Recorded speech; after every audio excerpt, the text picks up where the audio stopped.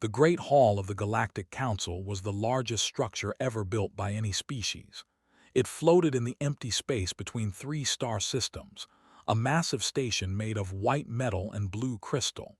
Inside, representatives from over 200 alien races gathered to discuss the fate of the galaxy. Today, they would discuss the fate of humanity. High Arbiter sat on his throne at the center of the hall. He was a species that looked like tall insects with 4 arms and skin like black glass. His kind had ruled the council for 3,000 years. They believed they were the most intelligent beings in the universe. Looked down at the human ambassador standing alone on the floor below him. Her name was. She was a small woman with black hair and calm eyes. She wore a simple blue uniform with no medals or decorations. Compared to the massive aliens around her, she looked like a child, but her voice was steady when she spoke. High Arbiter said, "Humanity has received your message. We wish to discuss the terms." Made a sound like clicking stones. It was the way of laughing. "There is nothing to discuss, human. The council has made its decision. Your colony on 4 sits on sacred ground. You will leave within 30 cycles or we will remove you by force." The other council members made sounds of agreement. The who looked like giant lizards stomped their feet. The floating beings made of gas pulsed with bright colors. They all agreed with, humans were weak, humans would obey. Did not move, she did not show fear. High Arbiter, 50,000 humans live on 4. They have lived there for 80 years. They built farms and schools and hospitals. This is their home. "It was never their home," said. "It belongs to our ancestors walked that ground before your species learned to make fire. You are guests in this galaxy, humans. Remember that." Took a slow breath. Behind her eyes something flickered, but her voice remained calm. "We have offered to share the planet. We have offered to pay tribute. We have offered everything we can offer. What more do you want from us?" Leaned forward on his throne, his 4 arms spread wide. "We want you to understand your place. Humanity joined this council only 200 years ago. You are the youngest species here, the weakest. You have no great fleets. You have no powerful weapons. You survive because we allow it." The hall filled with sounds of agreement again. Stood silent and waited for the noise to stop. "Your answer, human," demanded. "Will you leave 4?" Looked up at him. For a moment her calm mask slipped. Saw something in her eyes that he did not understand. It looked almost like pity. "No," she said simply, "we will not leave." The hall went silent. No species had ever refused the council before. Stared at the tiny human woman as if she had grown a second head. "You refuse?" he asked. "We refuse," confirmed. 4 is our home. Our people have bled for that soil. They have buried their children there. We will not abandon them because you tell us to." Stood up from his throne. He was 3 times taller than, but she did not step back. "You dare refuse the will of the council. Do you understand what this means?" "I understand perfectly," said. "You will blockade our trade routes. You will cut us off from the rest of the galaxy. You believe this will make us surrender." "It will make you starve," said coldly. Nodded slowly. "Perhaps, but we have starved before. We have suffered before.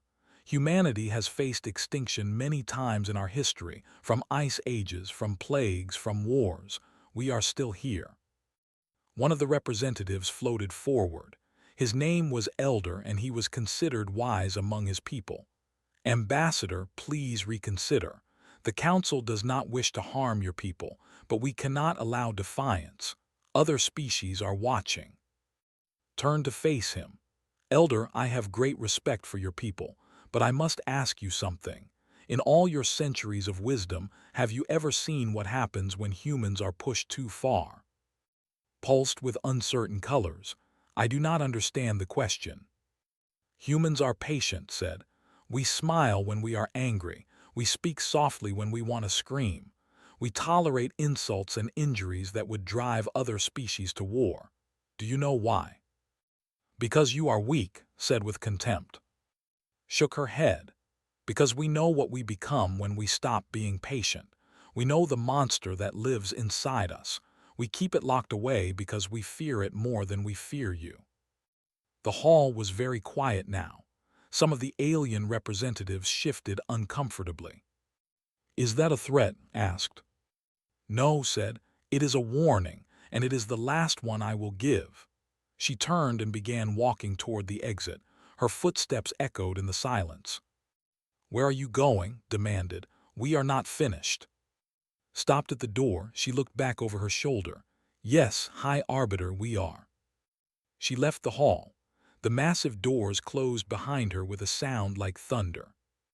Looked at his fellow council members. Then he began to laugh. The clicking sound filled the hall, and soon other species joined him. The idea of humanity fighting back was too funny. What could those soft, fragile creatures possibly do? "Begin the blockade," ordered. "Cut off all human trade routes. No food, no medicine, no supplies. We will see how long their patience lasts when their children begin to cry from hunger." The council members agreed eagerly. This would be easy. Humanity would break within months. They always broke. Every species did eventually. Far away aboard her small ship sat alone in her cabin. She stared out the window at the stars. Her hands were shaking, not from fear, from something else. She picked up her communicator and connected to Earth. "Admiral," she said when the face appeared on screen, "they refused all our offers. The blockade begins tomorrow." The Admiral was an older man with gray hair and tired eyes. He nodded slowly. "And your assessment, Ambassador?" Was quiet for a long moment. When she spoke, her voice was heavy with sadness. "They think we are weak, Admiral. They think we will break." "Will we?" Looked out at the stars again. Somewhere out there, 50,000 humans waited on families, children, people who just wanted to live in peace. "No," she said finally. "We will not break, but I fear what we will become instead." Admiral understood. He had read the old histories. He knew what humanity had done to itself in the dark ages before they reached the stars. The wars, the bombs, the endless capacity for destruction. "Prepare our people," said, "and pray the council comes to their senses before it is too late." But she already knew they would not. She had seen the contempt in his eyes. He would push and push until something snapped. And then the galaxy would learn why humans feared themselves more than they feared anyone else. The blockade began exactly as the council promised. 300 warships from 12 different species formed a wall around human space. No trading ships could enter or leave. The flow of food, medicine, and supplies stopped completely. On Earth, people watched the news and worried. On 4, the colonists looked up at the sky and waited. Everywhere humans lived, they felt the squeeze of the council's grip. But they did not panic. Admiral stood in the command center of Earth's military headquarters. Screens covered every wall, showing the positions of council ships, supply levels on different colonies, and communication channels from across human space. His officers worked quietly at their stations. "Report," said calmly. His second-in-command, a woman named, pulled up the latest data. "The blockade is complete, Admiral. All major trade routes are closed. We estimate our emergency supplies will last 6 months." 6 months, repeated, "and the colonies?" "Most can survive on local resources for a year or more, but 4 is struggling. Their last harvest failed. Without imports, they have maybe 4 months of food." Nodded slowly. He had expected this. The council had chosen their target carefully. 4 was vulnerable and everyone knew it. "What about our secret shipments?" he asked. Allowed herself a small smile. "Still running, sir. The council blockade has gaps. Our smaller ships have been slipping through with essential supplies. It is not enough to feed everyone, but it will buy us time." Walked to the main screen and studied the map of council space. 200 species, thousands of planets, millions of warships, Against all of that, humanity had perhaps 300 ships and a handful of colonies. "They think this will be easy," he said quietly. "They do not know us, sir," replied. "No, they do not." Turned to face his officers. "Send word to all fleet commanders. Begin Phase 1. Across human space, a message spread through hidden channels. It reached commanders on distant stations, captains on patrol ships, and officers in underground bunkers. The message was simple: prepare. Humanity had not been idle in their 2 centuries among the stars. They had watched and learned. They had seen how the Council worked. They had studied their ships, their weapons, and their tactics, and they had prepared for the day when words would no longer be enough. Now that day had come. Meanwhile, Ambassador returned to Earth. She met with the World Council, the governing body of humanity, in a secure room beneath the capital city. The leaders of every human nation sat around a long table. "What is the mood of the alien species?" asked President, a calm man with white hair. Sat down heavily in her chair. "They think we are bluffing, sir. They believe we will surrender within weeks." "And what do you believe?" another leader asked. Thought about the contempt she had seen in his eyes, the laughter of the council members, the absolute certainty that humans would break. "I believe they will not stop pushing us," she said. "They cannot imagine that we might push back. In their minds, we are already defeated. We are just too stupid to know it." President leaned back in his chair. "Then we must prepare for what comes next. Admiral, your report." Stepped forward. "Our fleets are gathering in hidden locations throughout the outer systems. We have ships that the Council does not know about, weapons they have never seen. We have been building in secret for 50 years. The leaders murmured among themselves. Not everyone had known about the secret preparations. Some looked worried, others looked relieved. "Why were we not told?" one leader demanded. "Because secrets are only safe when few people know them," replied without apology. "We hoped we would never need these weapons, but we knew this day might come." President raised his hand for silence. "The question now is simple. What do we do? Do we surrender and abandon our people on 4, or do we fight?" The room fell silent. Everyone understood what fighting would mean.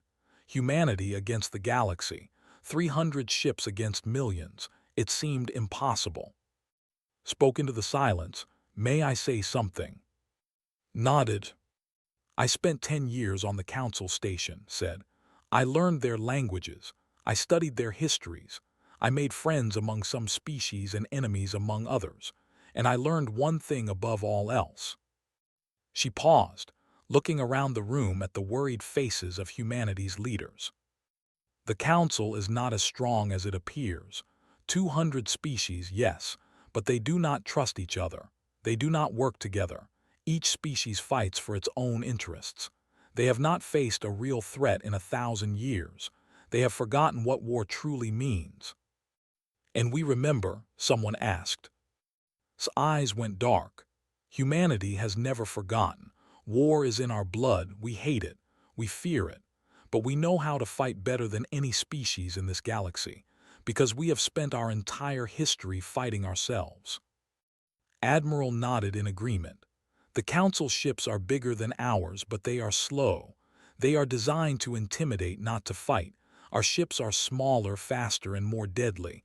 And our crews," he paused, "our crews are human." "What does that mean?" a young leader asked. "It means they will not give up," said simply.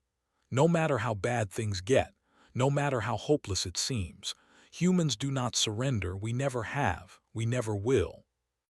President stood up. The room fell silent. "We will not abandon our people," he said firmly. "We will not surrender our homes. If the Council wants a war, we will give them a war they will never forget." The leaders nodded one by one. The decision was made.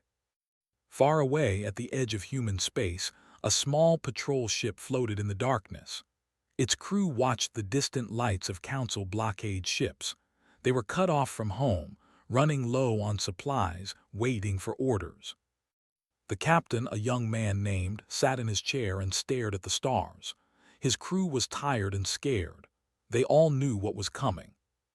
"Captain," his communications officer said, "message from headquarters." "Straightened up, put it through." The message was brief, 3 words that changed everything. "Prepare for Phase 2. Felt something shift inside him. The waiting was almost over. Soon they would fight. Soon the galaxy would learn what humanity truly was. He turned to his crew. Their eyes were fixed on him, waiting. "You heard the order," he said quietly. "Check all weapons, run all systems, get some sleep while you can." "Captain," his young pilot asked, "do you think we can win?" Was quiet for a long moment. He thought about his family back on Earth, his mother, his little sister, the small apartment where he had grown up. All of it was at stake now. "I do not know if we can win," he said honestly, "but I know we will fight. And I know that the Council has made a terrible mistake. They think humans are weak because we do not want war. They do not understand that we avoid war because we know what we are capable of." He looked out at the stars one more time. "They are about to find out." On the Council station, High Arbiter received reports of the blockade's success. Human trade had stopped completely. Their colonies were beginning to suffer. Everything was going according to plan. He did not notice the silence from the human side of space. He did not wonder why there were no desperate messages, no pleas for mercy, no attempts to negotiate. He did not understand that the silence was the most dangerous sign of all. Humans were not begging because they were too busy preparing, and when they finally moved, the galaxy would shake. But did not know this. He sat on his throne and waited for humanity to break. He was certain it would happen any day now. He was wrong. 3 months passed. The blockade held firm. Human colonies struggled but did not break. On the Council station, High Arbiter grew impatient. "Why have they not surrendered?" he demanded during a council session. "Their supplies must be nearly gone. Their people must be starving." Elder floated forward, his gaseous body pulsing with uncertain colors. "Perhaps they are more resilient than we expected. Perhaps we should consider." "Consider what?" snapped. "Showing mercy, they must be punished." The general, a massive lizard named, stomped his foot in agreement. "They are right. We must increase the pressure. Show them what happens to those who challenge the Council." Nodded slowly. An idea formed in his mind, a cruel idea. "There is a human ship," he said. "A civilian transport trying to evacuate families from 4.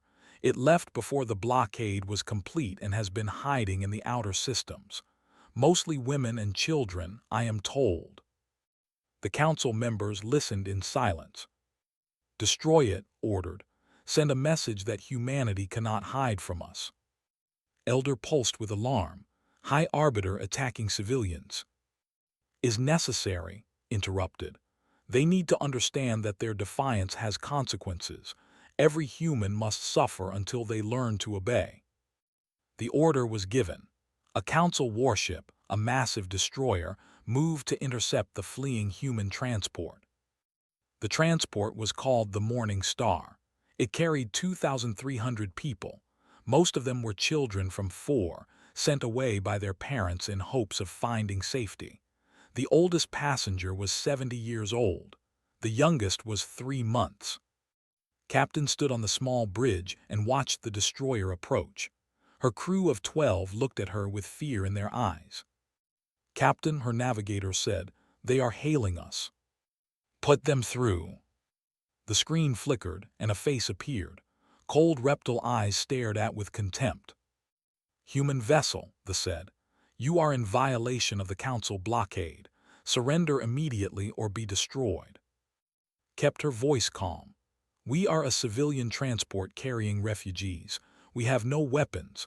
Under galactic law, you cannot attack us." They laughed. It was an ugly sound. "Galactic law applies to civilized species. You are humans, you are nothing." The screen went dark, stood frozen for a moment. Then she turned to her crew. All hands, prepare for emergency procedures. Get the passengers to the escape pods. Captain, her first officer said quietly, the pods cannot outrun a destroyer. I know, his voice was steady, but we have to try. The Morning Star tried to run. It was a slow ship designed for comfort, not speed. The destroyer caught up within minutes, its weapons powered up, glowing with terrible light. The first shot tore through the transport's engine section. The second destroyed the escape pod bay before anyone could launch. The third, fourth, and fifth shots ripped the ship apart piece by piece. In the debris field, a few escape pods drifted. They had launched early, against orders, carrying perhaps 100 survivors. They floated in the darkness and watched as the ship fired again and again, making sure nothing remained. 2,200 humans died in less than 10 minutes. Most of them were children. The news reached Earth 6 hours later. Admiral was in his command center when the report came in. He read it twice, his face showing nothing. Then he set the tablet down very carefully. "Clear the room," he said quietly. His officers looked at him in confusion. "Clear the room now." They left quickly. The door closed behind them, and then, alone in the empty room, Admiral allowed himself to feel. He had been a soldier for 40 years. He had seen death before. He had lost friends in training accidents and border skirmishes. But this was different. This was murder. 2,000 children killed to send a message. His hands began to shake, not from fear, from something older and darker, something that lived in the blood of every human being. Rage. Pure, cold, terrible rage. When he finally opened the door, his face was calm again, but his eyes had changed. There was no softness left in them, no mercy, no hesitation. "Get me Ambassador," he said, "and connect me to every fleet commander in human space. Phase 3 begins now." The news spread across humanity like fire. On Earth, people gathered in the streets, staring at screens in horror. On Mars, workers stopped their machines and wept. On distant colonies, families held each other and prayed. And everywhere, the same feeling spread. The same cold rage that Admiral felt. The monster that lived inside every human heart, the one they kept locked away, began to wake up.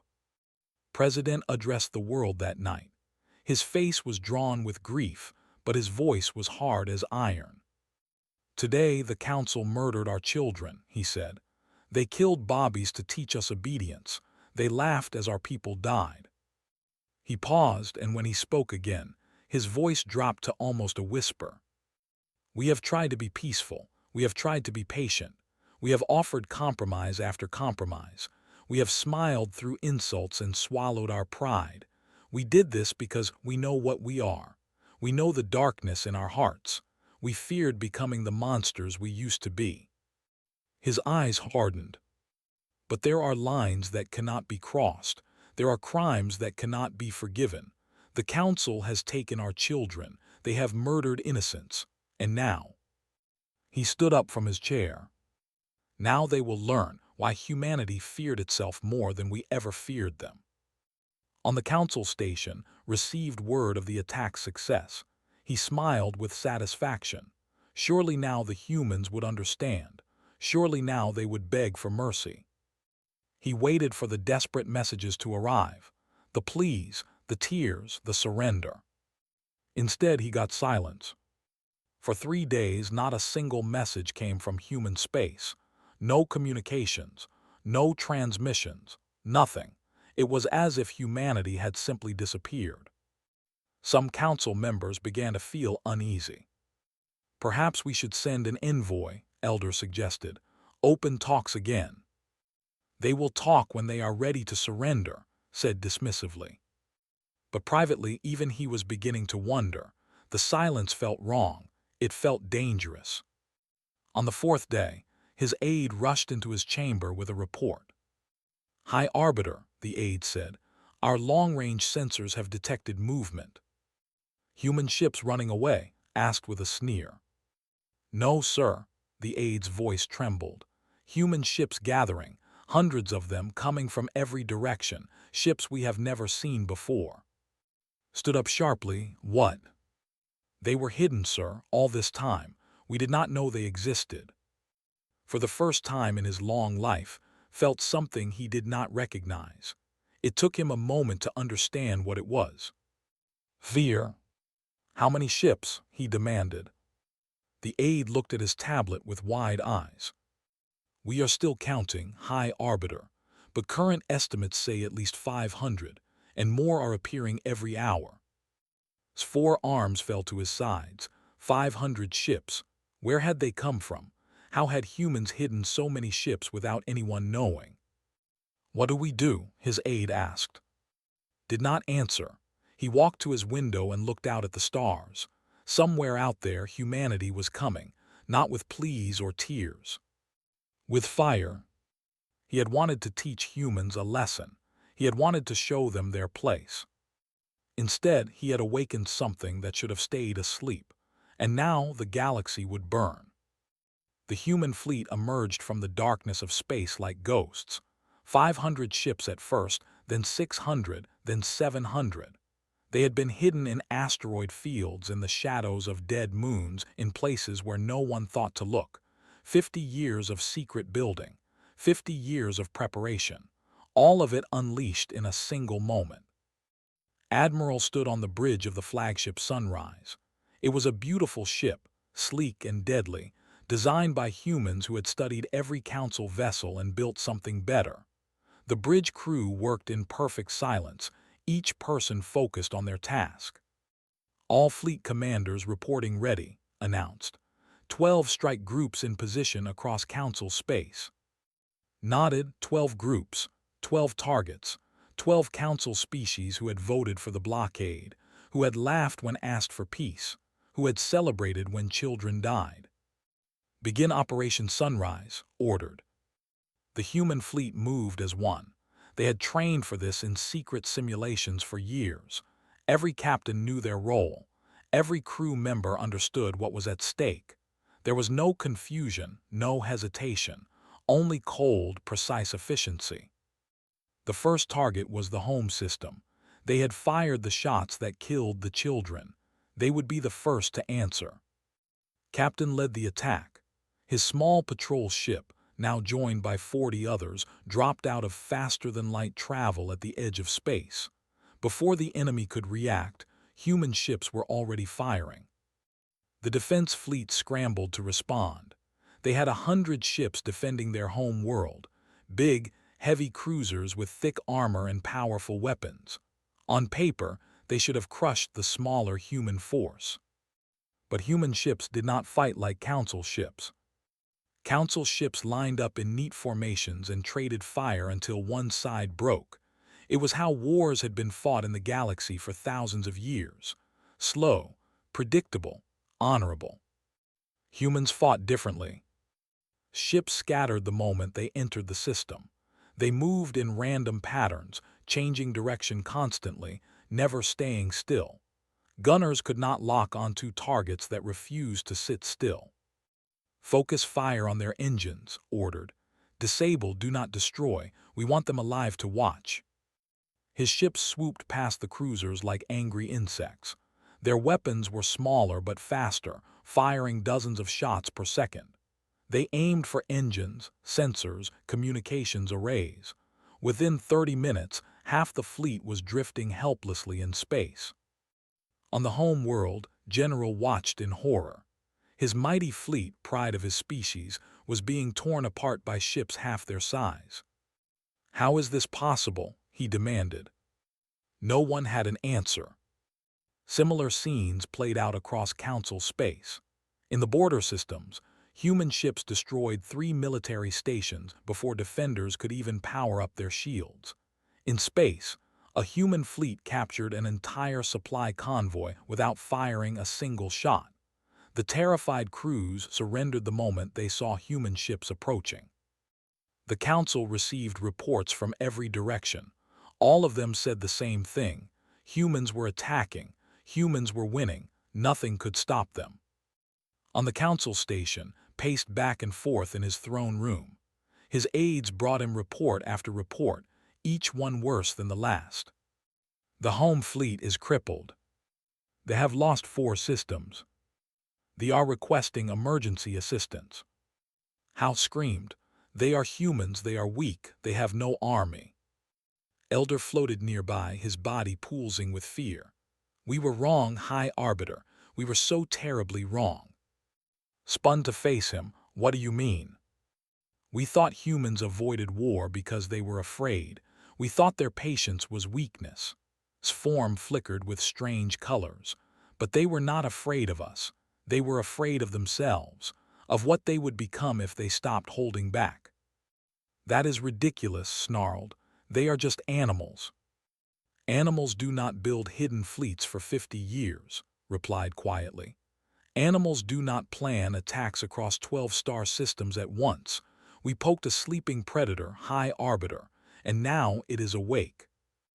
In the home system, human ships appeared without warning. This was the heart of Council power, the most heavily defended system in the galaxy. 10,000 warships protected it. The human fleet was only 80 ships. Admiral led them personally. His fleet did not try to fight the defenders directly. Instead, they flew straight toward the planet, weaving through defensive fire with impossible skill. Council gunners had never seen anything move so fast. "All ships," commanded, "target the orbital defense platforms. Fire." 80 ships unleashed their weapons at once.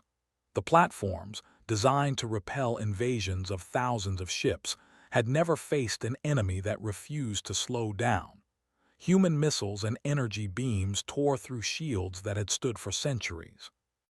In minutes, a gap opened in the defenses. Ships flew through it and headed for the main military command center on the planet's surface. "Human vessel," a voice crackled over the radio. "You are in restricted space. Turn back or be destroyed." Smiled grimly, he pressed the transmit button.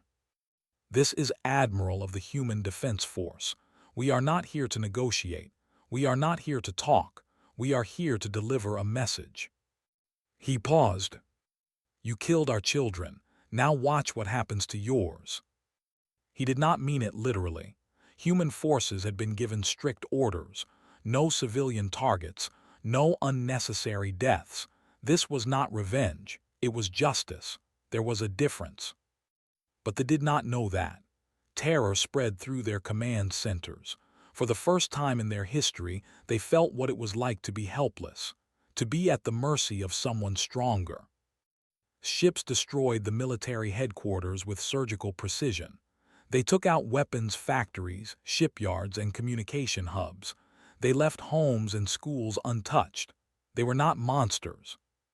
But they wanted to wonder if they might be. Across the galaxy, the Council's military infrastructure crumbled. In 12 hours, humanity destroyed more Council military assets than had been lost in the previous 1,000 years. Ships that took decades to build were reduced to scrap metal. Defenses that seemed invincible fell like paper walls. And through it all, humanity did not lose a single ship. Not one. Human pilots were too fast, too skilled, too determined. They flew like they had nothing to lose because they felt like they had already lost everything. The faces of dead children burned in their minds. Every shot they fired was an answer to the morning star. When the attack finally paused, the galaxy held its breath. Humanity had proven something that no one had believed possible. They could fight. They could win. And they were nowhere near finished. On his crippled flagship drifting in the wreckage of his once proud fleet, General of the stared at the stars. Human ships surrounded him. They could destroy him with a single shot, but they did not fire. A human face appeared on his screen, a young captain with cold eyes. "General," Captain said, "you fired on the Morning Star. You killed 2,000 children." His reptile heart pounded with fear. "I was following orders." "I know," his voice was flat. "That is why you are still alive. You will stand trial. You will answer for what you did. and the galaxy will watch." The screen went dark, sat alone in the silence, waiting for humans to come and take him away. He had never been afraid of anything in his life. He was afraid now. And somewhere in the cold depths of space, Admiral watched the reports come in, victory after victory. The Council was broken, its fleets were scattered, its arrogance was shattered. But did not smile. He thought about the children who would never come home, the families who would never be whole again. This was not victory, this was tragedy, and it was only the beginning.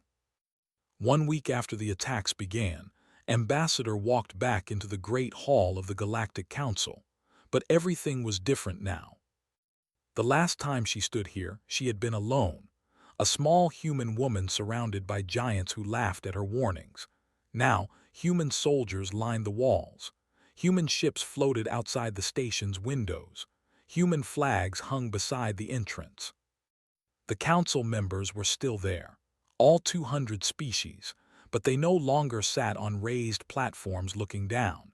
Their thrones had been removed. They stood on the floor like everyone else, waiting to hear humanity's terms.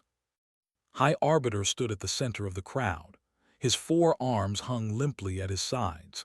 His black glass skin seemed dull and cracked. He looked like he had aged a century in a week. Walked past him without a glance. She climbed the steps to where his throne used to be. A simple chair had been placed there instead. She sat down and looked out at the assembled representatives. The silence was absolute. 3 weeks ago, began, her voice echoing through the hall, I stood before this council and asked for peace. I offered compromises. I warned you about what would happen if you pushed humanity too far. You laughed at me. She paused to let the words sink in. 2 weeks ago, your forces attacked a civilian transport. You murdered 2,000 children. You celebrated their deaths. You thought it would teach us to obey. Her eyes found in the crowd. He flinched and looked away. 1 week ago, humanity responded. We destroyed your military infrastructure across 12 systems. We captured your generals. We proved that we are not the weak, timid species you believed us to be. She stood up from her chair. Now I stand before you again, but this time I am not asking, I am telling. Admiral stepped forward, a tablet in his hands. He began to read the terms of surrender. Every species involved in the blockade would pay compensation to human families affected by the crisis. They would pay additional compensation for the Morning Star attack. Those responsible for ordering the attack would face trial before a galactic court. 4 would remain human territory. Forever, no council species would ever claim it again. Human ships would have free passage through all council space. No blockades, no restrictions, no interference. The council would recognize humanity as an equal member, with full voting rights and representation. And finally, the position of High Arbiter would be abolished. No single species would ever again hold supreme power over the galaxy. When finished reading, the hall erupted in angry murmurs. Some species protested, others argued among themselves. They looked like they wanted to refuse everything. Raised her hand. The noise stopped instantly. Everyone remembered what happened to species that humanity. These terms are not negotiable, she said calmly. You will accept them, all of you, today. Pushed through the crowd. His pride was wounded, but his fear was greater. And if we refuse, he asked, his voice cracked on the words. Looked at him with something that might have been pity. High Arbiter, former High Arbiter, you do not understand your position. Let me explain it clearly. She walked down the steps until she stood face to face with him. Despite his height, he seemed small. Humanity has been holding back for 200 years. We joined the council and played by your rules. We accepted insults and disrespect because we wanted peace. We thought if we were patient enough, you would eventually accept us. Her voice hardened. We were wrong. You saw our patience as weakness, our kindness as submission, our restraint as fear. You pushed and pushed, confident that we would never push back. She leaned closer. Now you have seen what happens when humanity stops being patient. You have seen a fraction of what we are capable of, and you should understand something very clearly. Her eyes locked with his. We are still holding back. His legs trembled. Around him, council members gasped and whispered. The implications were terrifying. If the devastating attacks of the past week were humanity holding back, what would happen if they truly unleashed themselves? You have 1 hour to accept the terms, said. If any species refuses, their military assets will be destroyed. If any species resists, their home systems will be blockaded. If any species attacks human civilians again. She did not finish the sentence. She did not need to. The vote took less than 30 minutes. Every species accepted. Every term was agreed upon.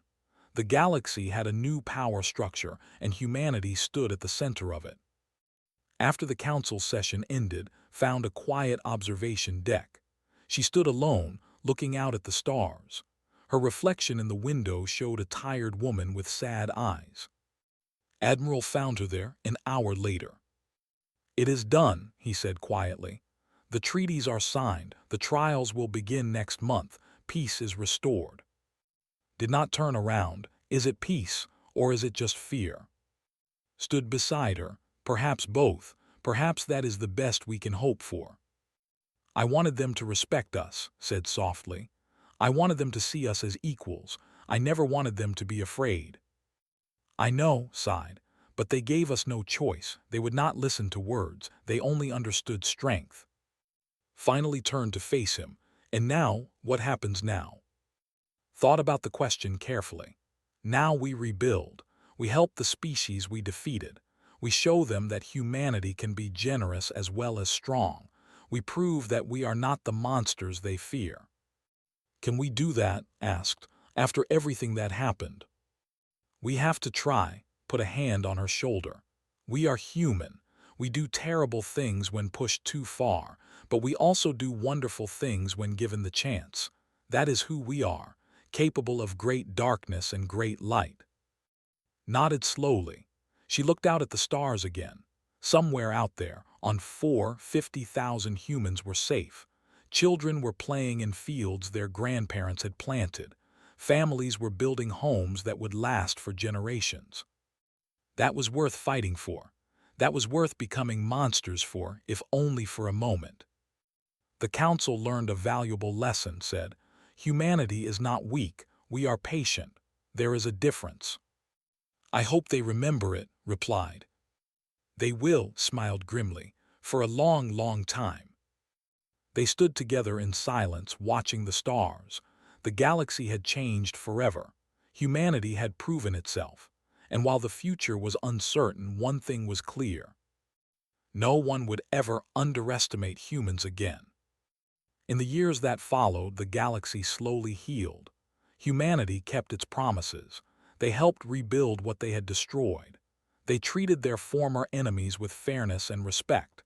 Many species came to see humans not as monsters, but as stern but just partners. But none of them ever forgot the lesson they had learned.